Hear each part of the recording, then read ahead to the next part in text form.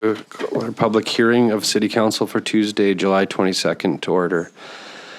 First order of business is the statement of public hearing 2.1. I'll read this out. So, statement of public hearing. This public hearing is being conveyed in accordance with Section 465 of the Local Government Act to allow the public to present their views to the council regarding the following proposed official community plan and zoning amendment. Official community plan amendment 25-01, bylaw number 4608, 2025. Zoning amendment 25-02, bylaw number 4607, 2025. Zoning amendment 2503, bylaw number 4610, 2025. Members of the public are encouraged to participate in this hearing and are asked to observe the following protocols. The purpose of the public hearing is to provide an opportunity for residents to express their opinions about the proposed changes to the bylaws. We will begin with the presentation from staff, who will provide an overview of the proposed bylaw amendment and procedural steps taken so far. Following this, the chair will invite comments from the applicant, followed by comments from the public. Notice of the public hearing for the proposed bylaw amendment was mailed to neighboring properties and advertised on the city's website. This was done to inform residents of the proposed changes and encourage them to provide feedback via email, a letter, or by attending the public hearing today. Staff received a letter of support that included 11 signatures in favor of the proposed project and was attached to the public hearing agenda. Everyone present who believes their interests may be affected by the proposed will be given a reasonable opportunity to be heard. A microphone is available at the delegation table, and we ask members of the public to step up one at a time to speak. The chair will only recognize speakers at the table. Each speaker will have 5 minutes to address council, and they should begin by clearly stating their name while keeping their comments focused on the proposed bylaw. Public hearings are formal processes intended to allow council to gather feedback from individuals. While council members may ask questions for clarification, they will not engage in debate with speakers or among themselves. The purpose of the public hearing is for council to listen to those wishing to make representations. Please note that council cannot accept any further information or submissions after the public hearing has concluded. Next order of business is 3, bylaw number 1, OCP Amendment 25-01, bylaw number 4608, and zoning amendment 25-02, bylaw number 4607, 2025. And I'll pass it over to the city team for an update. So, to you, Bill, oh, okay.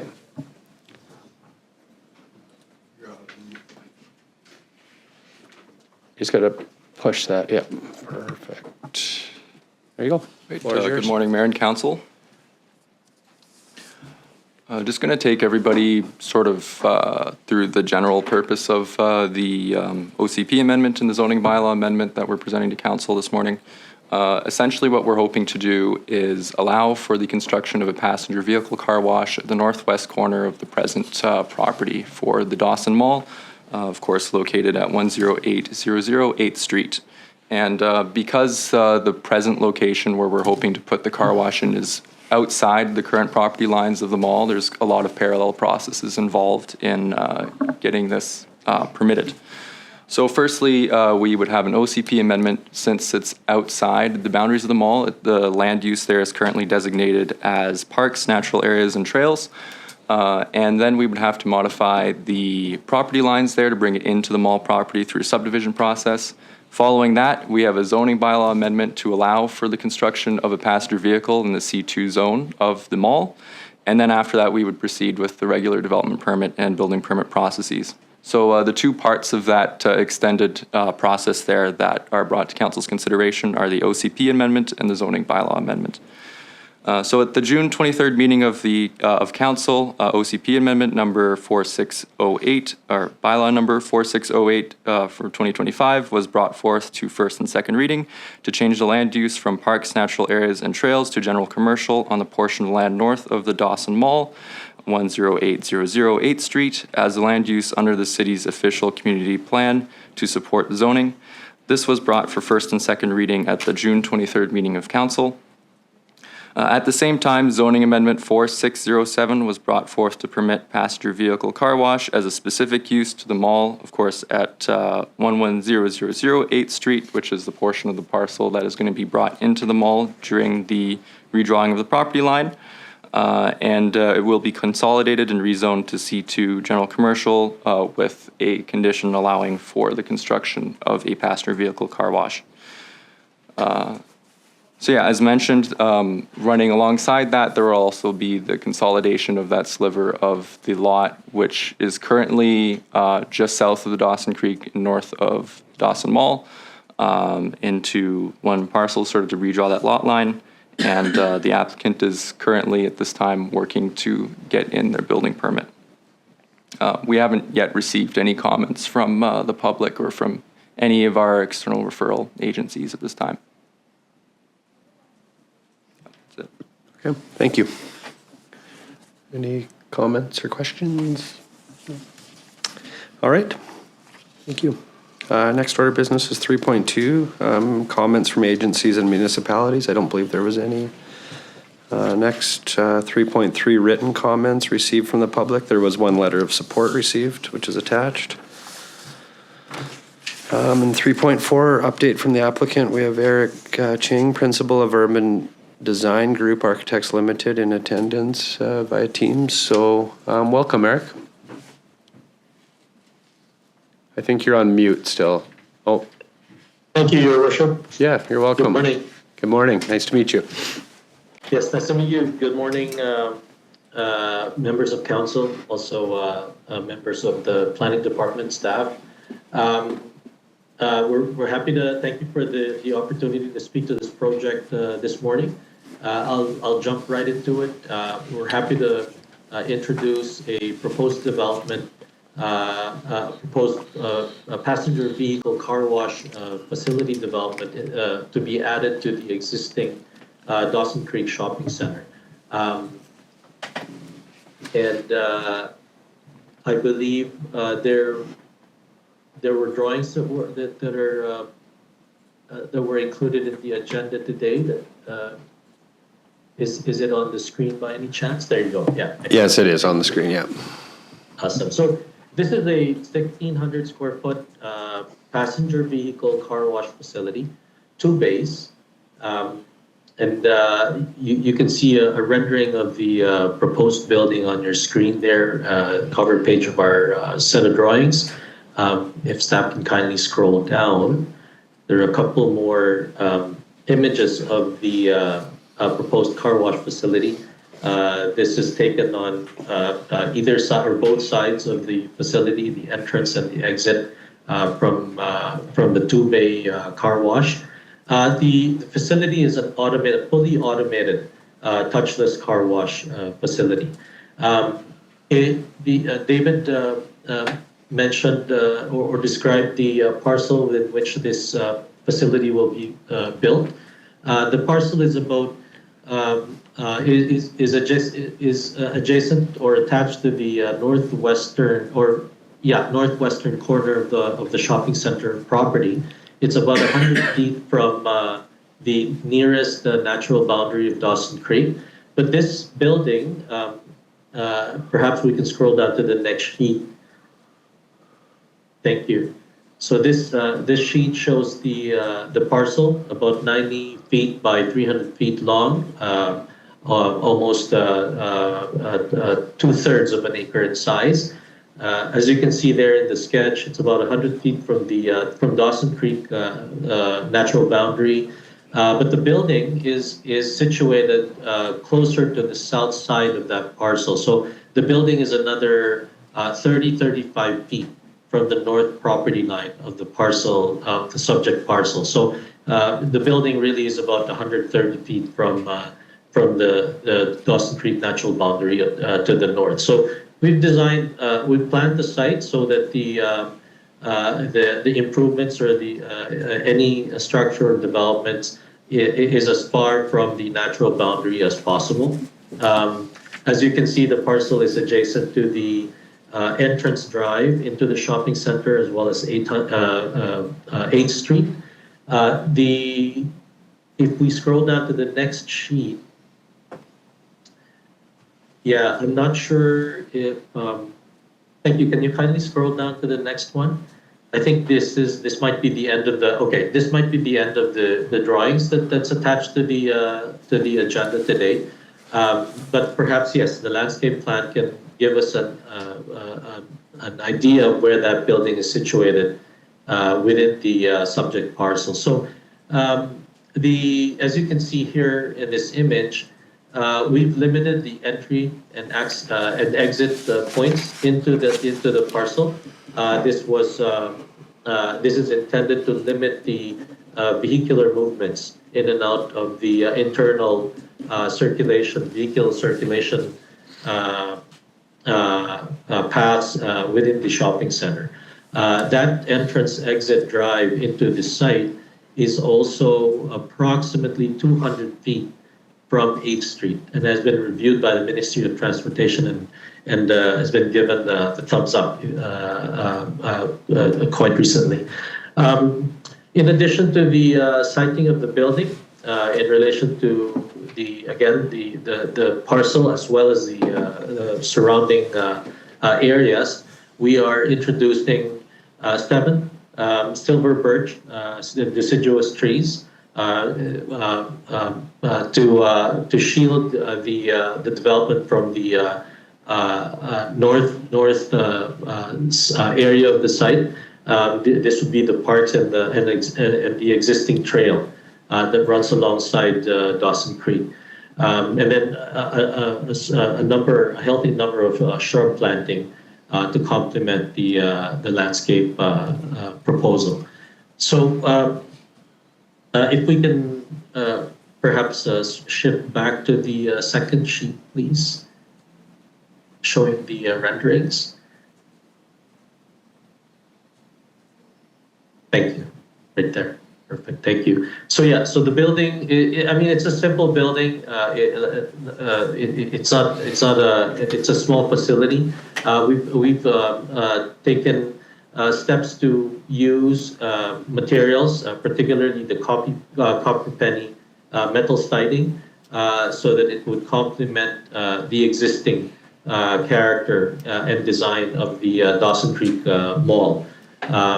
I believe that the design, in a very simple way, ties the proposed facility into the entire development. I guess I'd like to end with with just a note that we believe that the proposed facility will be a practical as well as a relevant addition to the shopping center. The automated car washes, in particular, I would like to say this is a fact that automated car wash facilities save up to 75% of water use. So a typical hand wash facility would use about 150 gallons of water per car. An automated car wash facility uses as little as about 35. So I think this would be a great addition, like I said, to the shopping center, and it would be a good service that would be offered to both the local residents within the area as well as the transients that pass by the shopping center on a daily basis. Thank you. Perfect. Well, thank you very much for attending today and going through the future plans for the car wash. So thank you. I don't know if there's any questions from council. No, I don't think I have any either. So we appreciate your time and showing us the facility. It looks great. So thank you. Thank you, Your Worship. You're welcome. Thank you, council members. Yep, you're welcome. All right, our next order of business is 3.5 to call 3 times for public comments. So I will call once for public comments, twice for public comments, and 3 times for public comments. All right. So next order of business is 4, bylaw number 2, zoning amendment 25-03, bylaw number 4610-2025. 4.1 is an update from staff.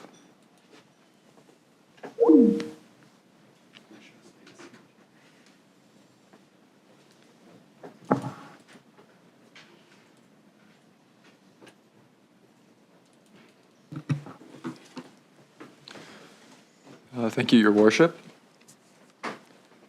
So at the June 23rd meeting of Council, Zoning Amendment 4610 was brought forth for first and second reading to change the zoning from C4 Service Commercial to C2 General Commercial, as the C2 General Commercial zone allows for the construction of a proposed commercial daycare. The current owners of the site, the Nowakin Friendship Center, are looking to build a 44-space child daycare on their property located at 10216 and 10220 17th Street. These lots are currently zoned as C4 Service Commercial, which does not include commercial daycare and its permitted use. In this rezoning, we're also including 10212 17th Street, as it is in a series of properties which would otherwise all be rezoned to C2. So we were hoping to keep the zoning consistent across that series of properties. And since that property is also currently owned by the same owner, the Nowakin Friendship Center. In addition to the zoning amendment, staff are working with the applicant and their design team to ensure the project is moving quickly as possible. And the goal is to have the 44-space child daycare opened in the first quarter of 2026. In addition, staff are including as a condition on the development permit the consolidation of the two parcels which the commercial daycare would be located on, those being 10216 and 10220 17th Street, into one lot. Thank you. Thank you. All right, next order of business 4.2, comments from agencies and municipalities. I don't believe there was any. Written comments received from the public, there is none. Update from the applicant, the applicant's not here. 4.5, to call 3 times for public comments. So I will call once for any public comments, calling twice, and calling 3 times. And that's it. I will close the public hearing. All right, I'd like to call the special meeting of City Council for Tuesday, July 22nd to order. The City of Dawson Creek acknowledges that we are privileged to live and work on Treaty 8 territory in the traditional home of the Cree, Danase, Saulteaux, Sicanee, and Slavey First Nations. We value the Métis peoples that live and gather here. We commit to upholding the respectful relationships these nations have built with the land, and we acknowledge our responsibility to carry that forward today and into the future. First order of business is 2 reports. 2.1, report number 25-141 from the Chief Administrative Officer regarding water conservation measures. So, Councillor Parslow. Move the report number 25-141 from the CAO.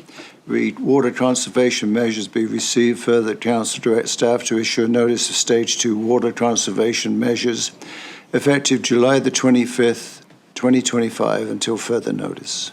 Thank you, Councillor Parslow. Second, Councillor Kempf. Any discussion? Kevin, was there anything you wanted to add before? Yeah, thank you, Worship.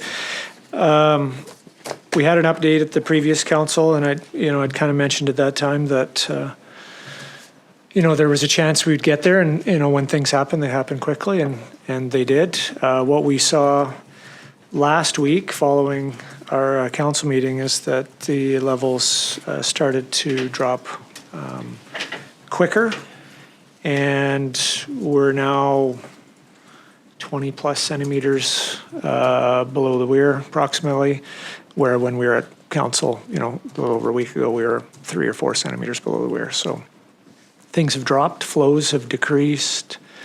Looking at our levels, we are at the same point we were last year in late August. So that's concerning because it's, that much earlier. We're a month ahead of schedule. Bear Hole Lake, as I had indicated, has been drawn down and not recharged, so we don't have that safety blanket per se to release throughout the winter. So this is the first step. Although I will say that we don't expect a huge decrease in demand. The reality is everybody's doing good. We don't see a lot of lawn watering. We don't see a lot of wasted water. And the reality is industry isn't that busy right now, and industry is the one that's primarily affected in stage 2. So we don't see a big drop off. I think our demands are right now between 5,500 to 6,000 cubes a day, which is pretty reasonable. We might see a couple hundred cubes a day come off, but that's about it. But it's a preemptive thing to do just as well, just in case the industry perspective was to pick up. But we'll look at if and when we have to progress through that. But again, I do not see, unfortunately, really big savings with each progressive step. But we'll see if it comes to that. Okay, thank you. Any questions? Councillor McDonald? Thank you, Worship. Through you to our CAO, the amendments we made last year for industry use, do those still stand? Yeah, they were, through your worship, changed in the bylaw, so that hasn't changed. Right. Essentially what that means is the bylaw limits bulk water usage for things such as fracking and filling C rings and those large volumes. Still permits to be used for small volumes that, for businesses to conduct their daily work. Because, one would say that, water going into a vac truck to go and do a hydro excavation, you might, put in 100 gallons of water or something, but they need that to do their job. We're not limiting that. Right. We're just limiting those big water hauls. Okay. By limiting our usage right now, this is just more a devil's advocate question than anything. We're not really saving water by limiting the use, right? Because this is water that just flows past us anyways. It's not like we're taking out of reserves for this measure. Mm-hmm. Is there any difference from doing this now to the fact when it actually drops below our ability to pump out of there? So through your worship, that is why we're making the recommendation we are at this point, because what we saw over the last week is that if things continue, we are going to be there in a matter of days where the flows in the river will be less than what we can take. Okay. So we will start to encroach on a negative position where we may have to limit our withdrawals to less than our demand and therefore start to supplement from our reservoirs. So that still may happen, but again, it's the progression of going down these paths with the conservation bylaw. And honestly, as we get closer to perhaps requesting some assistance from the province, we're going to have to show our due diligence that we've done everything we can. Right. Okay, thank you. Yep. Thanks, Councillor McDonald. The mic system's a bit different here, so did you push yours again, Councillor Parslow? Yes, I'm but not able to going turn- to unpush it. Okay. It's still. They're just automatically turning on, so. I guess I just had a question just to what Councillor McDonald was touching on, and obviously we all realize the importance of water conservation and the situation we're in. But does it, because this water is just flowing by anyways and we're not doing it, I guess essentially we're just preemptively doing this, but can we preemptively amend this to take place once we are in a negative water? Like once we can't take what our use is? Yeah, so through your worship, you can certainly do that, but that might be later this week. Yeah, which this is dated for the 25th. For Friday, Yeah. yes. So and I know we're getting some moisture, but we all realize the drought that we're in and it's just getting absorbed up, but. Yeah. Yes, you can certainly do that. You could give direction that at the moment we are in a negative situation at the river. We could switch to that, but then, then I guess we would have to give notice, 72 hours notice from that point to everybody. So it just delays it a few days, but Yeah. that's up to council. Okay. Just made me think of that when Councillor McDonald was talking there, so. I don't know how everybody feels, or anybody else got any other comments?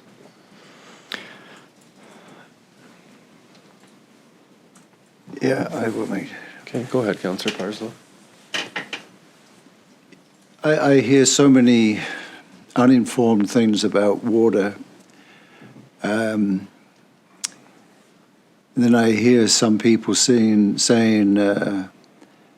that they've never seen certain things before as they relate to their land. We've had years of drought. It's cumulative. It will take years of above average rain for us to get back to normal, maybe 5 above average. Climate forecasts, science says that isn't going to happen. We are precariously near draining our reservoirs, starting to use the reservoirs, and I think any delay would be just unnecessary given the circumstances that we, as the CAO has just said, if we delay this a few days down for the week, in this week, we'll be drawing water from our reservoirs. So the question I have, when are car wash businesses impacted at stage 3? So through your worship, I believe it is stage 4. Yeah, at stage 4. So stage 2 is when council years ago had changed a few things, and originally industry was affected at stage 4, but it was amended probably 10 years ago, plus or minus, to stage 2. What you see in stage 3 is a further reduction in your ability to water lawns and just how you can water your vegetable gardens and stuff like that. You still can, but you need to do it with hand watering and such. Stage 3 also starts to limit how washing vehicles in your driveway and such like that, just only from a safety perspective. And then when you get to stage 4, commercial car washes are not permitted to operate. Ornamental fountains, private-owned hot tubs, pools may not be refilled, sprinklers may not be used for play. Water play parks, water slides are not permitted to operate. And so that's stage 4 is really when you start to affect more of that commercial side as well. So what would trigger a recommendation from you to go to stage 3? To stage 3? Yeah.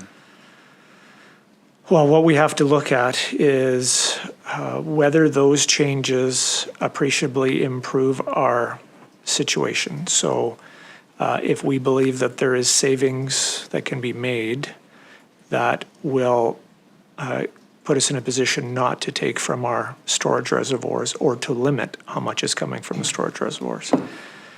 Again, the concerns that staff have had is that because we're so early in the year, well, there's a plus perhaps is that we still got time to get rain, but we're pretty pessimistic about that anymore after 3.5 years. The concern is that we also have time that if we're in a negative position, we are going to draw down reservoirs before winter. And then we're going to get to winter. And what if we have an earlier onset of winter? The river is low like it is now, has the potential to freeze solid. So that is then no opportunity to withdraw water for the foreseeable winter season. And we've already got reservoirs that have been somewhat drawn down. Mm-hmm. That just shortens our window of time. So we're being proactive in the sense of I want to maintain the reservoirs as long as possible to their fullest capacity. Gives us the longest runway to deal with the what ifs and sourcing alternatives. Just one final comment. The last time I had people telling me that they saw big trucks with the word potable water over them, but these were big trucks. Staff were monitoring use. So will you heighten monitoring of the use of our fill stations with this announcement? Yes, through your worship. I mean, we have the ability, obviously, to do that. We've got video there as well. So if something's reported to us, we can go back and see if there's indeed something that we need to follow up on. We certainly expect and hope that everybody will adhere to it, and if it's they're hauling water, it's for potable uses, right? But yeah, we have the ability to follow up. But it's perfectly permissible for a hauler to haul water to a camp associated with an operation. Sure. Yeah, absolutely is the intent. If it's being hauled for potable for a camp for however many people are there and it's their drinking water, then absolutely. And they perhaps maybe are just hauling it in a large truck. That's permissible. I guess just a little bit more to that, just to be clear, like this stage 2 it's just for C-ring and like for the large uses, right? Yeah, so yeah, the restrictions. Yeah, it's to limit those large water hauls. We're not seeing those right now, but that could change. Again, the industry is. Yeah.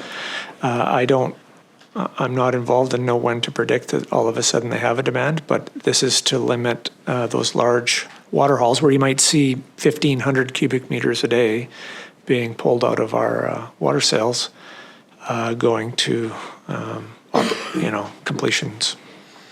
Yeah. Okay. Any other questions?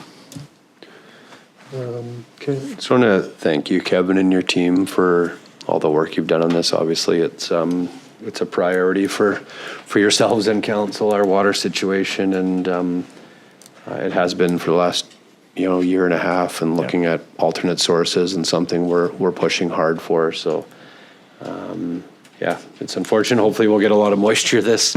Yeah. Oh, and another thing too that Kevin was mentioning to me that Councillor Parza was just talking about, like the drought we've had in the last 4 years. They say for every 1 year of drought, it's 2 years of above average water to make that up. So, having 3.5, 4 years, that's 8 years of above average moisture we need to replenish the ground. So, yeah. So, yeah, it's definitely a tough situation we're in. So yeah, and through worship, we don't take these decisions or recommendations lightly. We weigh a lot of different things. We monitor a lot of data, and we've certainly had the discussions of balancing both the environmental aspects, the water conservation aspects, but understanding there's impacts to local businesses. We don't rush to make those decisions. We like I say, we certainly take all that very seriously, and we bring it forward when we absolutely think it's necessary. yeah, no, I see that and I appreciate it. So just to touch a little bit like on the stage 3 and 4, like, I mean, if the fall and winter continues the way it is, like, it is highly likely that we'll be into our reserves. And at what point, like if we think that we're going to go to 3 or 4, do we give like some notice to, especially the car washes that will probably be impacted the most?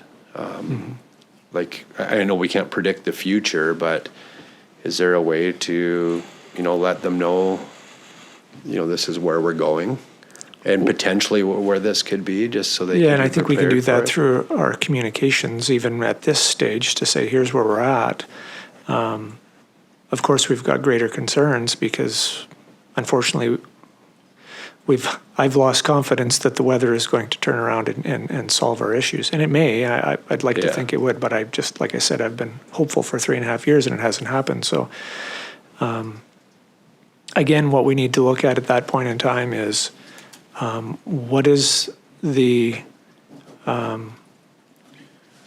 change of going to the next conservation level? What does that actually mean in real water saved, and what impact does that have on our operations? And each time we look at that, we have to determine that, and ultimately council will bring that information forward and say, okay, if we're going to go to stage 4, it's going to affect these particular businesses or properties, and we're recommending it because we believe it will save us X amount a day, and therefore we'll, realize this much more, in our storage. Yeah. But we'll have to look at those as we come. But I think, yes, people need to be aware that we're in a bit of a situation. We've been engaged with the province, as I've indicated before. We're continuing to do so. But if we get into an emergent situation where we have, let's say, the province assisting us with some additional water, it's not going to be returned back to normal. It's going to be still an emergent situation that, we're, getting by. Yeah, exactly. And I think, like you said, the Kiskatna, our water source, it's at historic lows, right? And to have that this early in the season, it's, without a lot of moisture, it could, not be that promising this winter once it freezes, so. Yeah, I think, Your Worship, the only time that it's been lower flows or levels is 1992. And I think we're right there with that as in our recorded history. This is That's right before there. the weirs were in too. Yeah. So, yeah, okay, thank you. Councillor McDonald? Thank you, Worship. On the note of stage 4, where we cut off hot tubs, pools, etc., we mentioned last council about possibly delaying our maintenance to our community pool. Did we look into that at all, or the possibilities of being able to delay it? Yeah, through Your Worship, I might let Ryan speak to it, but we did look at it. I think the reality is that things have been ordered, things are happening. The work is going to get likely go as planned. If we're not in stage 4, we're still able to fill the pool. If we are in stage 4, then there will be a decision to be made at that point in time for council whether they want to refill the pool from a community perspective, right? And what that looks like. There'll be a lot of moving parts between now and then, but I think it's the work is planned, things are lined up, and I think we should complete it. And I just hope that we don't have to make that decision at that time. Thanks, Councillor McDonald. Councillor Parslow? Well, I appreciate Councillor McDonald's reflections, but that just spawns one for me. When we do drain the pool, is there a useful, with water shortage, is there a useful way we can use that water and suck it out of there and put it somewhere where it could be used, even if it can't be used for potable purposes? No, it'll be salt, but go ahead, Ryan. Through Your Worship, historically we have reached out to the community and industry to see if they could use the water, and there's really been no uptake on it, just to the nature of the salt and sort of the other chemicals that are within it. So unfortunately it goes down the drain, but it goes back into our system in terms of from the reclaim point of view, right? Yep. So we do essentially get it back, just in a different manner. Thank you, Ryan. Thanks, Councillor Parslow. Any other questions? All right, I'll call this motion to vote.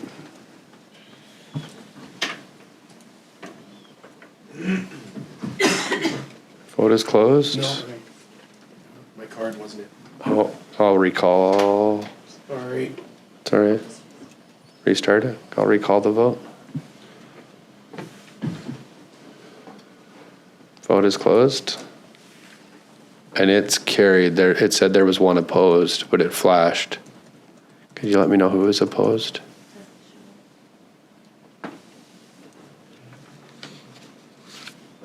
Okay. Was somebody opposed? No. Councillor Earl? No, I wasn't. Okay. All in favor, yeah. All right, next three bylaws. 3.1, we have report number 25-138 from the Chief Financial Officer regarding Dawson Creek Revitalization Tax Exemption Program, bylaw number 4609, 2025, for consideration of first three readings.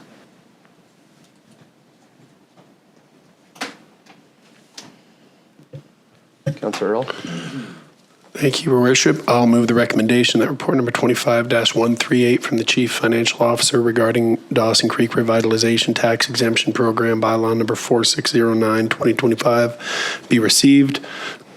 Further, that Dawson Creek Revitalization Tax Exemption Program, bylaw number 4609, 2025, be given first, second, and third reading. Thank you, Councillor Earl. I have a second. Councillor Apollonio, any discussion? Councillor Parslow? Oh, Tina Turner.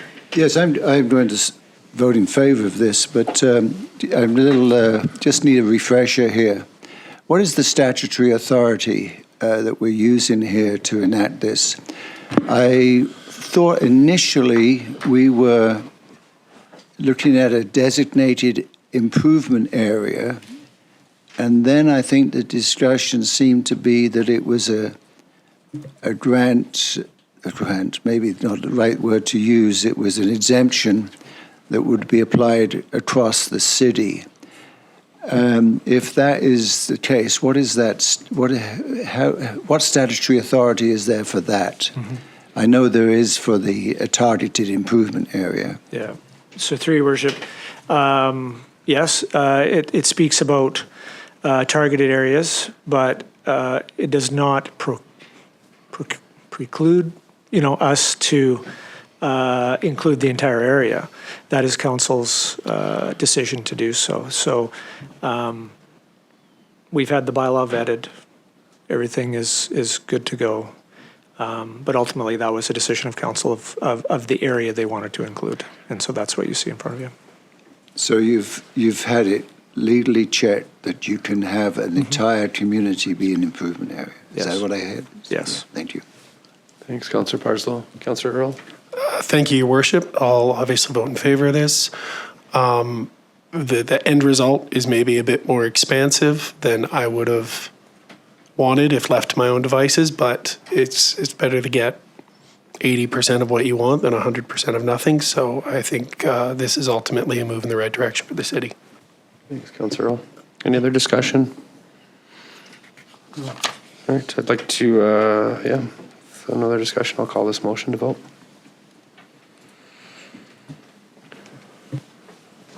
Vote is closed, and it's carried.